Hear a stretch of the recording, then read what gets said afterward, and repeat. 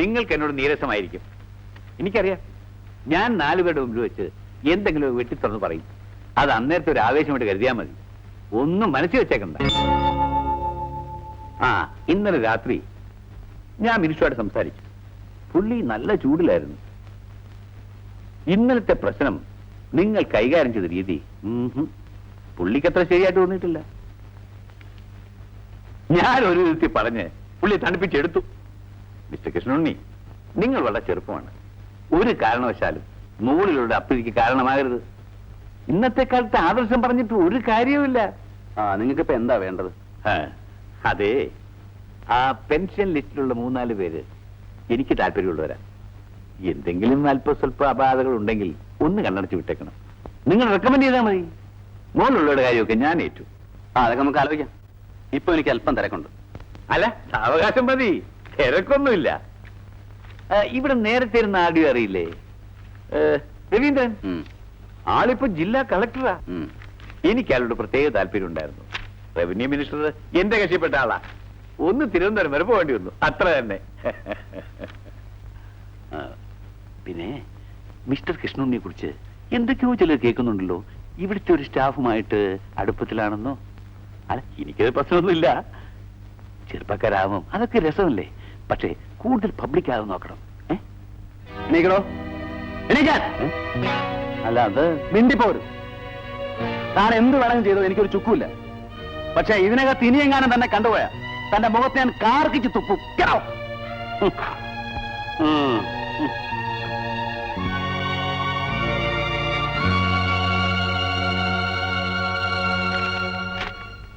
വിഷുവിടും പത്രാവശ്യമല്ലേ? പത്രാധിപരുണ്ടോ? ഒന്ന് കൊടുത്തേ. ഹലോ, ഇത് ഞാനാ, രാമൻ നായർ. ഒരു വിശേഷ വാർത്ത ഉണ്ടായിരുന്നു. നമ്മളെ RDO ഓഫീസിൽ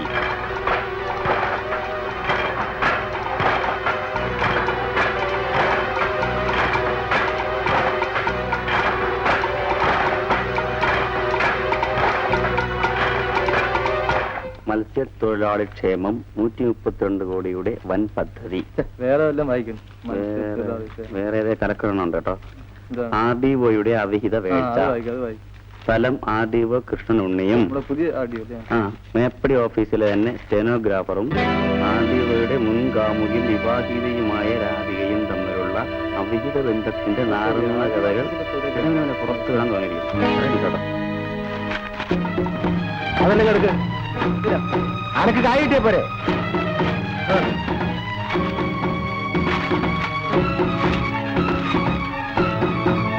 അതെട്ട്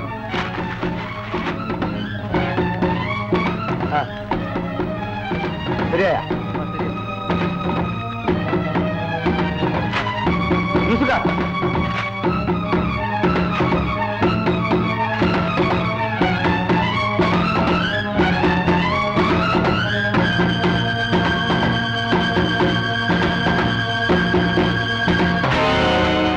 എന്താണ് നായിന്റെ പണി എഴുതിയിട്ടിരിക്കുന്നത്?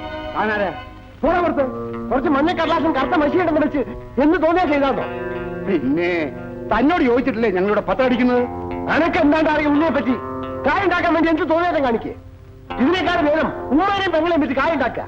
മര്യാദയ്ക്ക് പോയില്ലെങ്കിൽ ഇപ്പൊ ഞാൻ പോലീസിനെ വിളിക്കും. പിന്നെ പോയി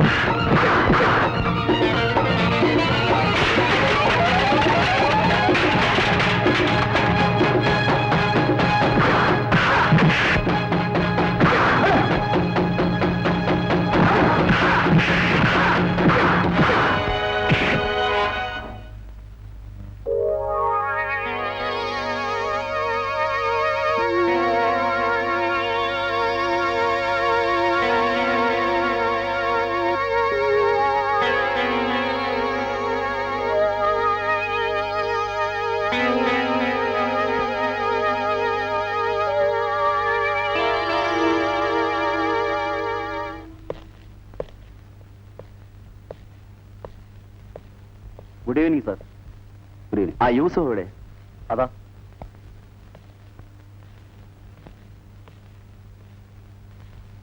യൂസുഫ്.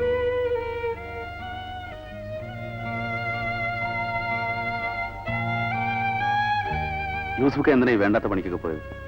മോനെ, നമുക്കൊരു വിഷമമില്ല. ഓനെ മയ്യത്താക്കാൻ കഴിഞ്ഞില്ലല്ലോ എന്നുള്ള സങ്കടം. മോനെ, കനക്കറിഞ്ഞൂടാ ഇന്ന് ആറികളെ. ഈ ബിലീസിലെല്ലാം കൊന്നാൽ ഇന്ന് നാട്ടുകാർക്ക് ചെയ്യുന്ന വലിയ ഉപകാരമായിരിക്കും. അവരെന്ത് വേണമെങ്കിലും എഴുതട്ടെ യൂസുഫ്. യൂസുഫ്ക്ക് എന്നെ നല്ലോണം അറിയില്ലേ? അറിയാം. അതുകൊണ്ടല്ല മോനെ നമ്മളത് ചെയ്തത്. മോന്റെ കാര്യം പോട്ടെ, ആ പാവം പെൺകൊച്ച് അല്ലെങ്കിൽ അതിന്റെ ജീവിതം നരകാണ്. ഇനി ഇതുകൂടി ആ ചെയ്താൻ അറിഞ്ഞാൽ യൂസുഫ് ഉടനെ ജാമ്യത്തിലെടുക്കാനുള്ള ഏർപ്പാട് ഞാൻ ചെയ്യാം. മോനിപ്പോ വലിയ ഉദ്യോഗസ്ഥനാണ്. മോൻ പോട്ടെ യൂസഫിനെ ജാമ്യത്തിലിറക്കാൻ വന്നാല് അത് മോന്റെ നിലയ്ക്കും വരയ്ക്കും മോശമാണ്. യൂസുഫ് കൃഷ്ണനെ ഇനിയും അറിയില്ലേ? അറിയാം മോനെ, അന്നെ നമുക്ക് മാത്രമേ അറിയൂ. ഇദ്ദേഹത്തെ ജാമ്യത്തിലെടുക്കാൻ ഞാനൊരു വക്കീലിനെ അയക്കാം. സോറി സാർ, പത്രാധിപർ മിനിസ്റ്റർക്ക് വളരെ വേണ്ടപ്പെട്ടയാളാണ്. അയാളുടെ നില ഗുരുതരവുമാണ്. മിനിസ്റ്റർ പ്രത്യേകം പറഞ്ഞിട്ടുണ്ട് ജാമ്യം കൊടുക്കരുതെന്ന്. ഓഹോ.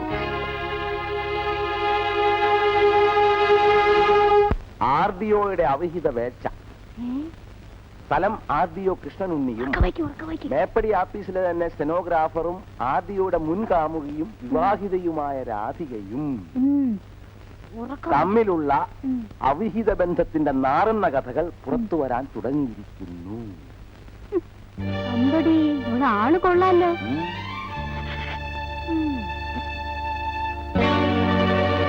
എന്താണ് ഇത്?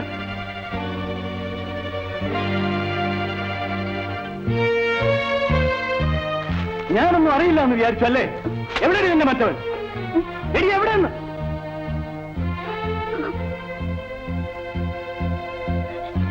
IAS കാരനല്ലേ? കണ്ടവന്റെ ഭാര്യയുടെ കൂടെ അന്തി ഉറങ്ങിയാലല്ലേ IASന്റെ കമ കൂടൂ. എന്താ ഇത്? വരും, വീട്ടിലേക്ക് പോ. എന്തിനാ എന്നെ വീട്ടിൽ കൊണ്ട് ഉറക്കി കിടത്തിയിട്ട് നിനക്കും അവനും കൂടി? നിന്നെ ഞാൻ. ഇത് സർക്കാർ ഓഫീസാണ്. കുടിച്ച് വെളിവില്ലാതെ ഒന്ന് ബഹളം വയ്ക്കാനുള്ള സ്ഥലമല്ല. സർക്കാർ ഓഫീസ് നടക്കുന്ന പണിയാണോടോ ഇത്? നിൽക്കണി അവിടെ. നീ എവിടെ പോകുന്നു? ഇന്ന് എനിക്കറിയണം, ഞാനാണോ അവനാണോ നിന്റെ ഭർത്താവെന്ന്. വിളിക്കണേ അവനെ. അല്ലെങ്കിൽ വേണ്ട, ഞാൻ തന്നെ പോയി കാണാം. ഓഫീസിനകത്ത് എനിക്കവനെ ഇപ്പൊ തന്നെ കാണണം. മര്യാദയ്ക്ക് സംസാരിക്കണം. എന്തോ മര്യാദ പഠിപ്പിക്കുന്ന എന്നെയല്ല, തന്റെ ആടിയെ പിടിപ്പിച്ചാൽ മതി. വിടറാ എന്റെ കയ്യെന്ന്.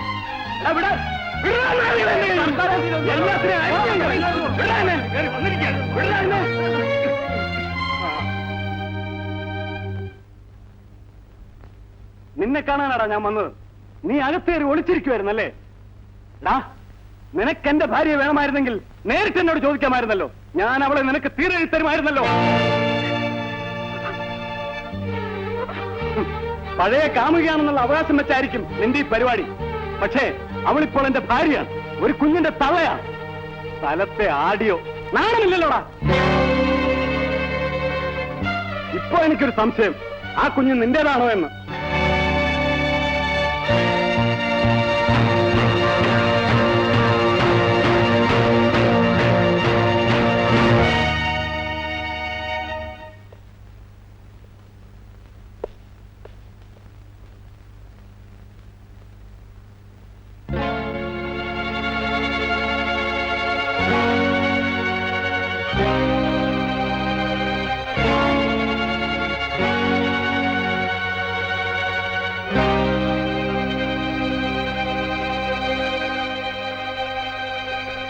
എവിടെ പോകുന്നു?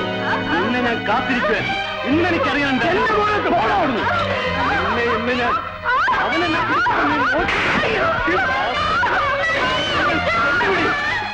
ഇന്ന് നിന്റെ അന്ത്യം വരുത്തിയിട്ട് കാര്യമുള്ളൂ. എനിക്കിപ്പോഴും അവനുമായിട്ട് ബന്ധമുണ്ടല്ലേ?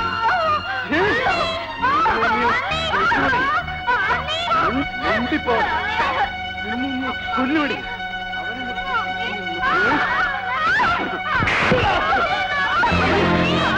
അല്ലേ നിന്നെ ഇന്നും കൊല്ലുപിടി.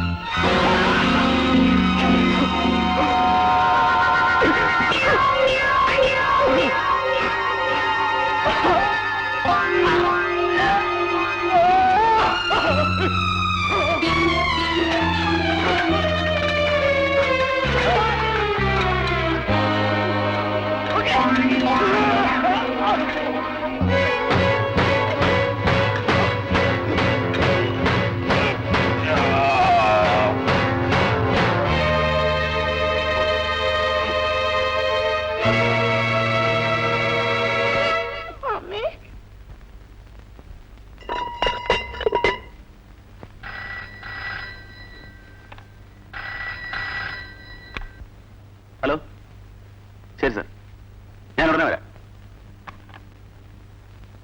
I am very sorry.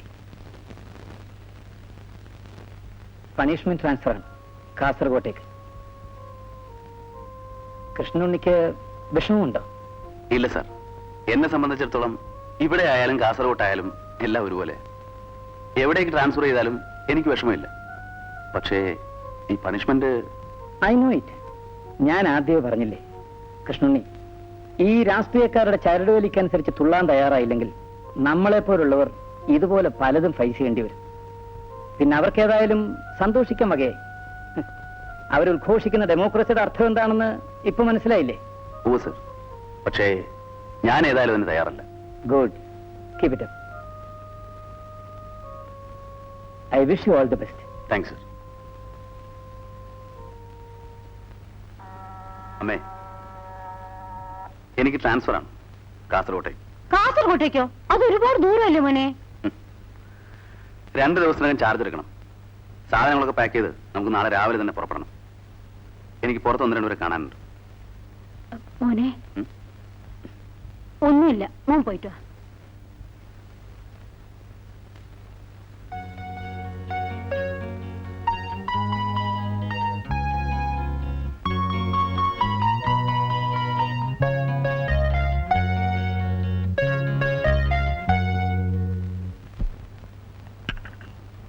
ഞാൻ യാത്ര പറയാം സർ. മല്ലിക വരുമ്പോൾ എന്റെ അന്വേഷണം പറയണം. എന്നെക്കുറിച്ച് സാർ പലതും കേട്ട് കാണും. ഞാൻ നിരപരാധിയാണ് സർ. I know it. ആരെന്ത് വേണമെങ്കിലും പറഞ്ഞുകൊള്ളട്ടെ. കൃഷ്ണുണ്ണിയെ മറ്റാരേക്കാളും കൂടുതലായി എനിക്കറിയാം. കളക്ടർ ബാലേന്ദ്രൻ എന്നോട് എല്ലാം പറയാറുണ്ട്. ഞാനും 10-30 കൊല്ലം സർവീസിൽ നിന്നതല്ലേ. ഇത്രയില്ലെങ്കിലും കുറെയൊക്കെ ഞാനും അനുഭവിച്ചവനാ. ഒരേ ഒരു കാര്യം മാത്രം ഉണ്ണി മറക്കരുത്. നമുക്കൊരു പ്രിൻസിപ്പിൾ വിശ്വാസമുണ്ടെങ്കിൽ എന്ത് ത്യാഗം സഹിക്കേണ്ടി വന്നാലും അത് കൈവെടിയരുത്. ഇത് മാത്രമേ എനിക്ക് ഉണ്ണിയോട് പറയാനുള്ളൂ. Wish you all the best. Thank you. എനിക്കത് മതി സർ. ഞാൻ വരട്ടെ. ആ പാഹ്യന്മാര് പറ്റിച്ചു കളഞ്ഞല്ലോ മോനെ. അത് പോട്ടെ യൂസുക്ക. ഞാൻ നാളെ പോവും. യൂസുക്ക രാവിലെ വീട്ടിലേക്ക് വരണം. ഇനിയിപ്പോ നമ്മൾ എന്നാ കാണുമെന്ന് പറയാൻ പറ്റില്ല. കേസിന്റെ കാര്യമൊക്കെ ഞാൻ വക്കീലിനോട് ഏർപ്പാട് ചെയ്തിട്ടുണ്ട്. അതൊന്നും സാരമില്ല. നിങ്ങൾ രാവിലെ വരണം. ഞാൻ പോട്ടെ.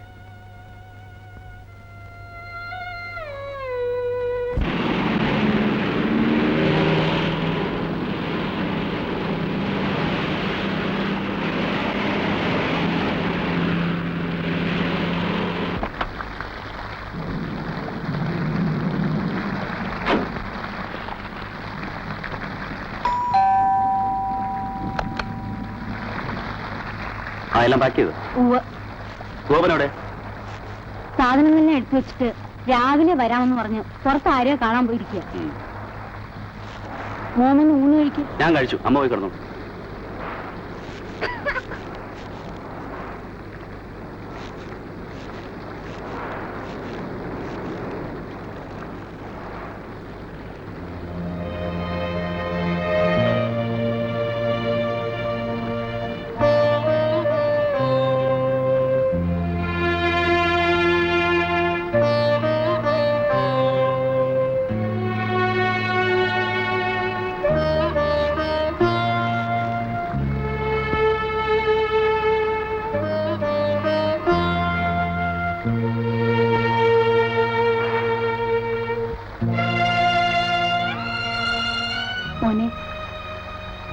അവളെയും കുഞ്ഞിനെയും നീ വിളിച്ചോണ്ട് പോകും.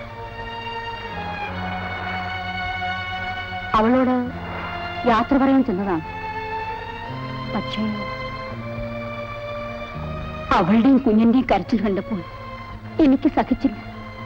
ഞാനൊരു പെണ്ണല്ലേ, ആരോരുമില്ലാതെ അവളും ആ കുഞ്ഞും ഒറ്റയ്ക്ക് ആ വീട്ടിൽ എങ്ങനെ കഴിയും?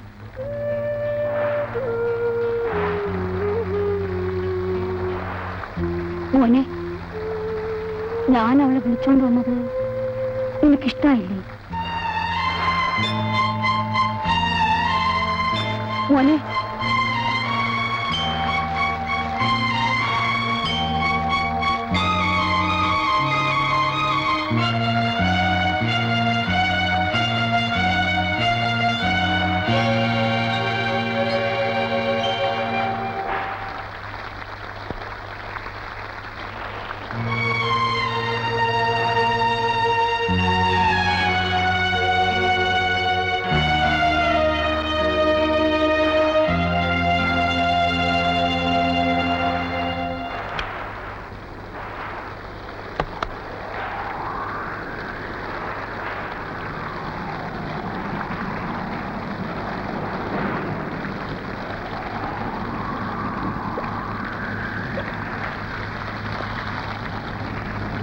രാധേ,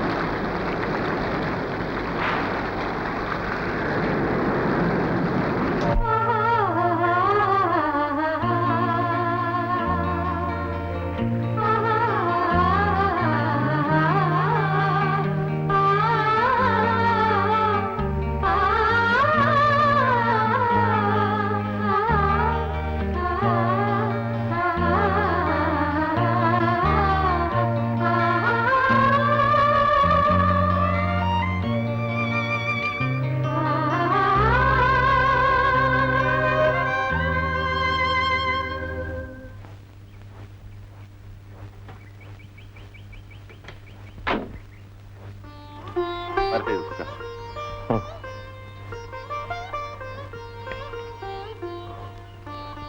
ഞങ്ങൾ വരട്ടെ.